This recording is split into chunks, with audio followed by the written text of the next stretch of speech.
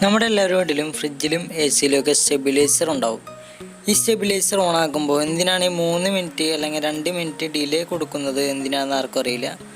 അപ്പോൾ നമുക്ക് ഇന്നത്തെ വീഡിയോയിൽ ആ ഡിലേ ടൈം എന്തിനാണെന്നുള്ളത് നമുക്കൊന്ന് നോക്കാം. ഡിലേ ടൈം മാത്രമല്ല ഇതെങ്ങനെയാണ് വർക്ക് ചെയ്യുന്നതെന്ന് നമുക്ക് നോക്കാം കേട്ടോ.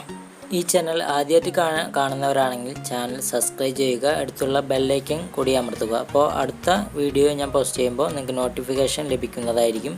അപ്പോൾ നമുക്ക് വീഡിയോയിലേക്ക് കടക്കാം. പഴയ ഫ്രിഡ്ജുകളിലൊക്കെ സ്റ്റെബിലൈസർ ഉപയോഗിച്ചിരുന്നത് അത് കംപ്രസറിനെ പ്രൊട്ടക്റ്റ് ചെയ്യാൻ വേണ്ടിയായിരുന്നു. ഫ്രീയോൺ തരത്തിലുള്ള ഗ്യാസുകൾ ഉപയോഗിച്ചാണ് ഫ്രിഡ്ജുകളും എ സികളൊക്കെ തണുക്കുന്നത്. അപ്പോൾ ഈ ഗ്യാസിനെ ലോ പ്രഷറിൽ നിന്ന് ഹൈ പ്രഷറിലേക്ക് കംപ്രസ് ചെയ്യാൻ വേണ്ടിയാണ് കംപ്രസർ ഉപയോഗിക്കുന്നത്. അങ്ങനെ കംപ്രസ് ചെയ്തുകൊണ്ടിരിക്കുന്ന ഒരു കംപ്രസർ പെട്ടെന്ന് കറണ്ട് പോയാൽ അല്ലെങ്കിൽ പെട്ടെന്നൊരു വോൾട്ടേജിൻ്റെ ഫ്ലക്ച്വേഷൻ വന്നു കഴിഞ്ഞാൽ എന്താണ് സംഭവിക്കുക? ആ കംപ്രസ് ചെയ്തുകൊണ്ടിരിക്കുന്ന ടൈമിൽ കറണ്ട് പോകുമ്പോൾ കംപ്രസ് ചെയ്ത ഗ്യാസുകൾ പെട്ടെന്ന് കംപ്രസർ ഓഫ് ആകുമ്പോൾ തിരികെ വരും. അപ്പോൾ തിരികെ വരുന്ന ടൈമിൽ പെട്ടെന്ന് കറണ്ട് പോയ പോലെ തന്നെ വന്നു കഴിഞ്ഞാൽ പെട്ടെന്ന് ആ കംപ്രസറിന് വീണ്ടും കംപ്രസ് ചെയ്യാനായിട്ട് സാധിക്കില്ല. അപ്പം അങ്ങനെ വരുമ്പോഴാണ് കംപ്രസർ കംപ്ലൈൻറ്റ് വരാനുള്ള ചാൻസ് കൂടുതൽ. അപ്പം അങ്ങനെ കംപ്രസർ കംപ്ലൈൻറ്റ് വരാണ്ടിരിക്കാനാണ് നമ്മൾ ഈ സ്റ്റെബിലൈസറുകൾ ആദ്യകാലത്തേക്ക് ഉപയോഗിച്ചിരുന്നത്. നിങ്ങൾക്കറിയാം, സ്റ്റെബിലൈസർ എപ്പോഴും ഒരു 2-3 മിനിറ്റ് കഴിഞ്ഞിട്ടാണ് ഫ്രിഡ്ജിലേക്കുള്ള ഔട്ട്പുട്ട് കൊടുക്കുക.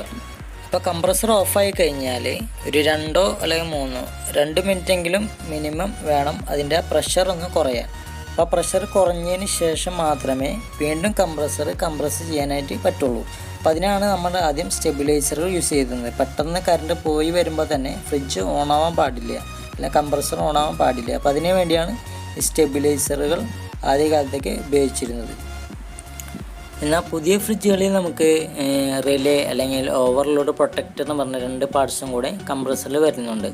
അപ്പോൾ അതുള്ളത് കൊണ്ടാണ് നമുക്ക് ഇപ്പോൾ പുതിയ ഫ്രിഡ്ജുകളിലും അല്ലെങ്കിൽ എ സികളിലൊന്നും സ്റ്റെബിലൈസർ വയ്ക്കേണ്ട എന്ന് പറയുന്നതിൻ്റെ കാരണം. ഓക്കെ, ഈ ഓവർലോഡ് എങ്ങനെ വർക്ക് ചെയ്യുന്നതെന്ന് വെച്ചാൽ പെട്ടെന്ന് കറണ്ട് വന്നു പോയി കഴിഞ്ഞാൽ ആ കംപ്രസറിന് പെട്ടെന്ന് വർക്ക് ചെയ്യാതെ വരികയും അത് കൂടുതലായി ഓവറായി കറണ്ട് എടുക്കുകയും ചെയ്യും.